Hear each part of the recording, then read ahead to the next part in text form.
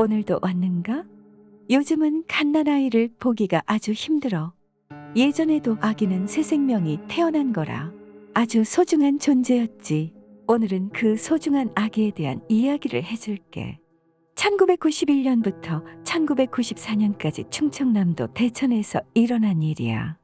91년 8월 16일 새벽, 대천에 살던 김영철 씨의 생후 2개월 된 아들이 감쪽같이 사라졌어.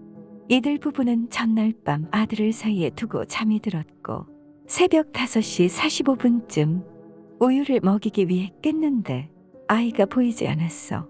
김 씨는 바로 경찰에 신고했고 출동한 경찰은 한밤중에 같은 방에서 자던 아이를 잃어버리는 한심한 부모가 어디 있어요? 라며 오히려 핀잔을 줬다고 해. 갓난아이가 사라지자 마을은 긴장했어. 마을 사람들은 이곳저곳 아이를 찾아다녔고 다행히 이날 아침 잡초 제거 작업에 나선 주민들에 의해 아이는 대천천 둑방 잡초더미에서 발견되어 목숨을 건졌어. 풀 속에 버려져 있었고 범인이 아무렇게나 던진 듯 머리에 심한 충격을 받았고 온몸이 모기에 물려 퉁퉁 부은 상태였지. 경찰은 이 사건을 단순 실종으로 취급했고 범인은 찾지 못했어. 아이의 아버지 김영철 씨는 한 언론 인터뷰에서 당시 우리 집은 네 가구가 함께 사는 다세대 주택으로 아기가 있는 집은 우리뿐이었습니다.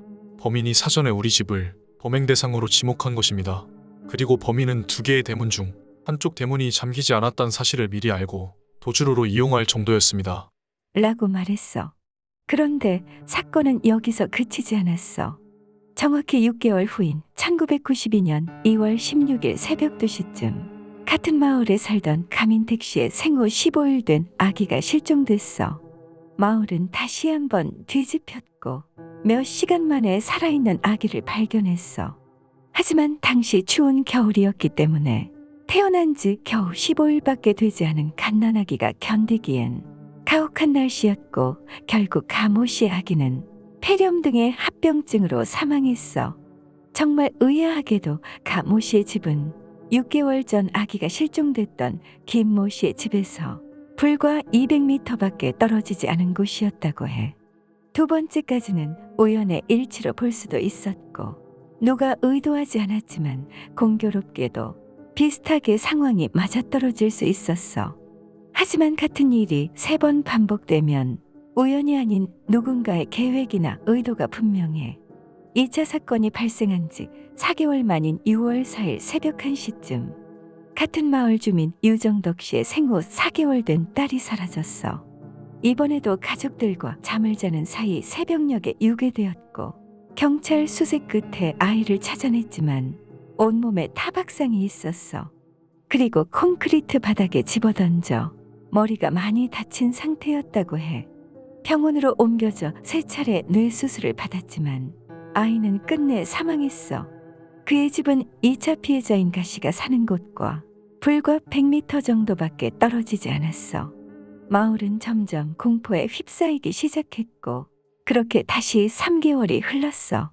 9월 7일 마을 주민 김영배 씨의 집에 산모 강영희 씨가 생후 5일 된 딸을 안고 찾아왔는데 김 씨 집에 새들어 살던 언니한테 산후조리를 하러 온 것이었어. 다음 날 새벽 강 씨의 딸이 똑같은 방식으로 사라졌어. 마을을 샅샅이 뒤졌지만 아이는 찾지 못했고 이전의 사건에서는 범인이 아이를 마을 인근에 유기했으나 이번엔 아니었어. 언니 집에 산후조리를 하러 왔던 강 씨는 하루 만에 아이를 잃어버리고 생사조차 알 수 없는 상황에 좌절했어. 연이어 영아들이 실종됐지만 경찰 수사는 진전이 없었어. 한 마을에서 같은 사건이 4차례에 걸쳐 연속으로 발생했는데 경찰은 비공개 탐문 수산에 의존하다가 한 건도 해결하지 못했어.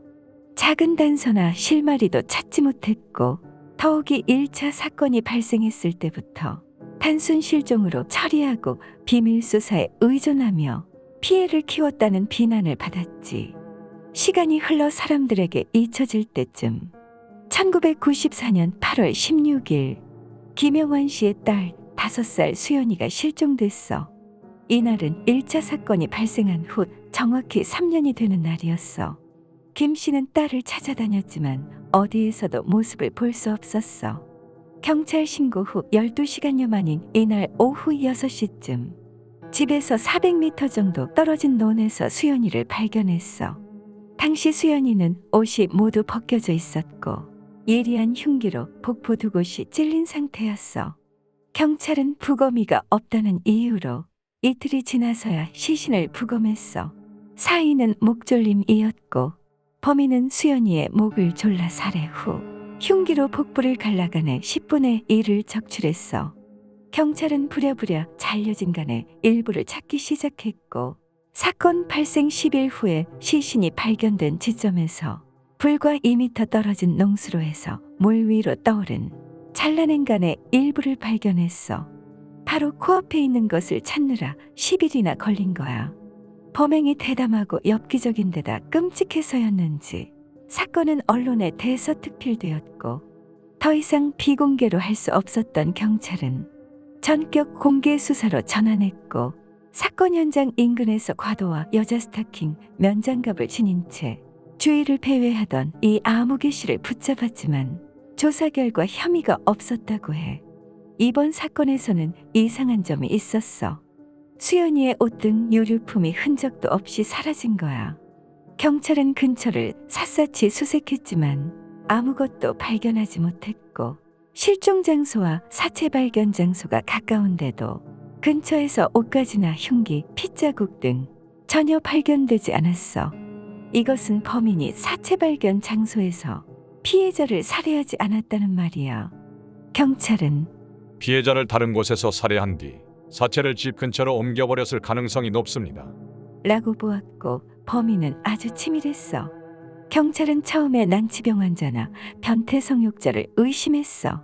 특히 수연이의 간 일부가 사라진 점을 보고 난치병 환자의 범행에 무게를 둔 이유는 당시 난치병 환자가 살아있는 사람의 간을 먹으면 병이 나을 수 있다는 잘못된 속설이 있었기 때문이야. 잘려나간 간 부위가 동물간 중 효험이 좋다는 속설이 있는 격간에 해당됐다고 해.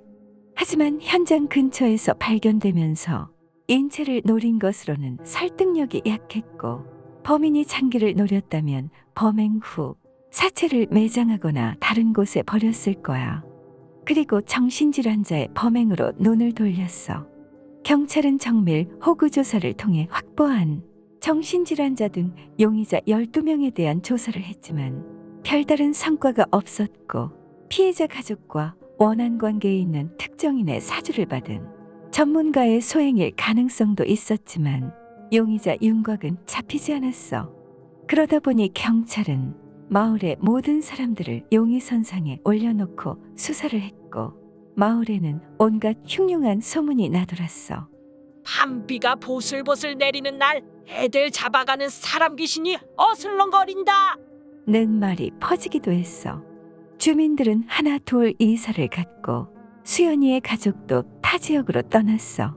결국 2009년 8월 마지막 5차 사건의 공소시효가 만료되면서 영구미제 사건으로 남았어.